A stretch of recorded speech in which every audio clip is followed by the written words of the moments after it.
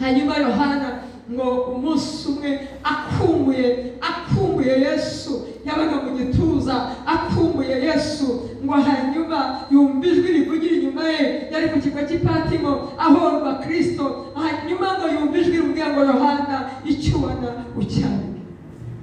Bahindukizwe no kureba iryo jwi rivugana nawe. Hanyuma amubonye ngo abona yafite umusatsi wera nk'ubwoya bw'intama, ngo abona akenyeje umushumi, ngo yambaye ikanzu yera, ngo afite umushumi mu gituza w'izahabu, ngo abona mu kuboko kwe afite inyenyeri, Imana ihimbazwe, inyenyeri zirindwi mu kuboko kwe, ngo abona agenda hagati y'ibitereko by'amatabaza, Imana ihimbazwe, Imana ishimwe.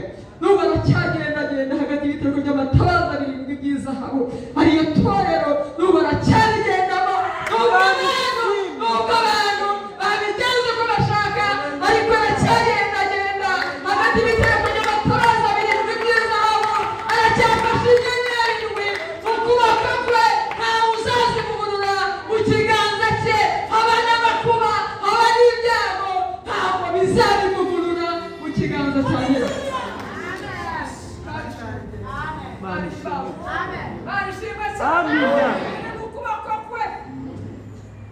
Yohana amubonye atyo, ngo yikubita hasi mu mfu, umwabaga mu gituza, ariko amubonye yikubita hasi mu mfu, ariko ngo yikubise hasi ngo amukora, aramubwira ngo witinya Yohana,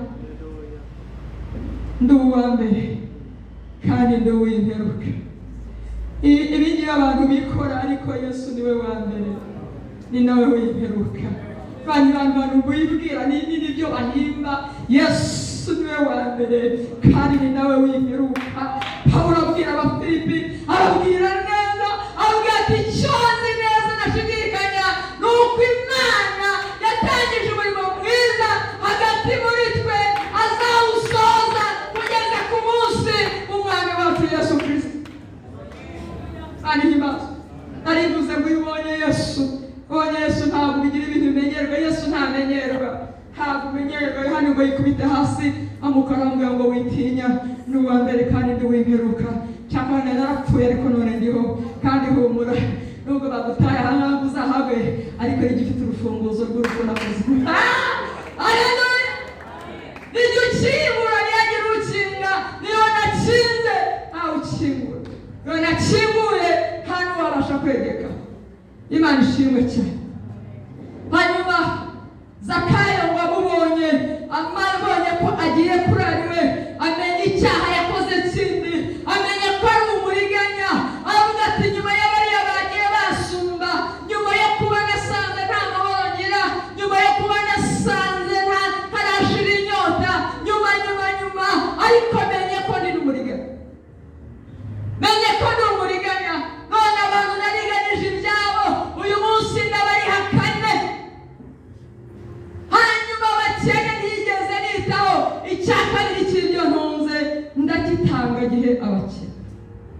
Iyo Yesu yaje ntabwo asiga ibintu uko bisanze. Nta muntu wahura na Yesu ngo maze yongera abe ntibibaho. Impamvu muri kutugora, impamvu muri kuruhanya, nuko mutarahura na Yesu. Ubukene buriho nuko abantu batarahura na Yesu. Ngaho witwa Yakobo yakubitanye nawe umunsi umwe, mugoroba umwe yamaze kwambutsa ibindi ngo barakirana, we yishakiraga umugisha ngo barakirana, ariko ngo gukora ku munsi wo kwinyonga ryitako, azamuka acumbagira.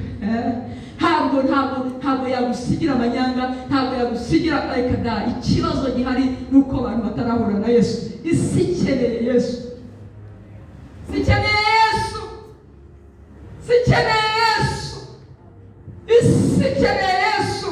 U Rwanda rukeneye Yesu, Burundi bukeneye Yesu, Uganda ikeneye Yesu, Afurika yose ikeneye Yesu, Burayi bukeneye Yesu, imigabane yose ikeneye Yesu.